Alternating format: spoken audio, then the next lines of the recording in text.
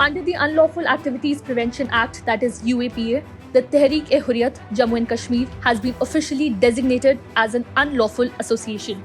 Home Minister Amit Shah shared on X that the organization engages in prohibited actions aimed at the secession of Jammu and Kashmir from India and the establishment of Islamic rule. The group is found spreading anti-India propaganda and continuing terror activities to fuel secessionism in Jammu and Kashmir. Under PM Narendra Modi ji's zero-tolerance policy against terrorism, any individual or organization found involved in anti-India activities will be thwarted forthwith, he added. Established in 2004 by staunch separatist leader Sayyid Ali Shah Gilani, Tehreek-e-Hurriyat is a constituent of the Hurriyat Conference, with Gilani serving as its head until his resignation from the amalgamation. Early reports indicated that both factions of the secessionist conglomerate Hurriyat Conference are likely to face a ban under Section 3(1) of UAPA. This section empowers the central government to declare any association as unlawful if it is deemed to be engaged in or has become involved in activities against the interests of the nation. Established in 1993, the Hurriyat Conference comprised 26 groups, including pro-Pakistan and banned entities such as Jamaat-e-Islami, JKLF and the Dukhtaran-e-Millat. It also encompassed the People's Conference and the Awami Action Committee, led by Mirwais Umar Farooq.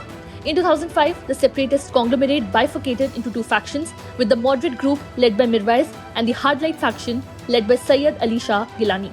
Up until now, the centre has employed the UAPA to ban Jamaat-e-Islami and JKLF in 2019. Investigations into the funding of terror groups have indicated alleged involvement of secessionist and separatist leaders, including members of the Hurriyat Conference.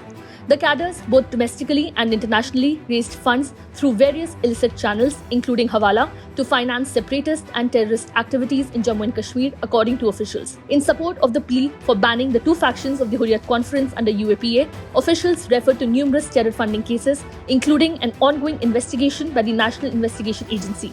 In this investigation, several members of the conglomerate have been arrested and incarcerated.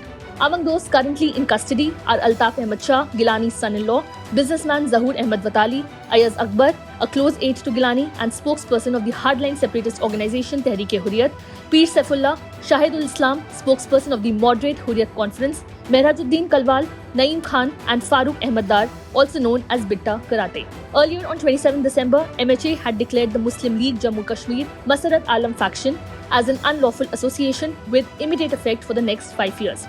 Shah had said that anyone acting against the unity, sovereignty and integrity of our nation will not be spared and face the full wrath of the law.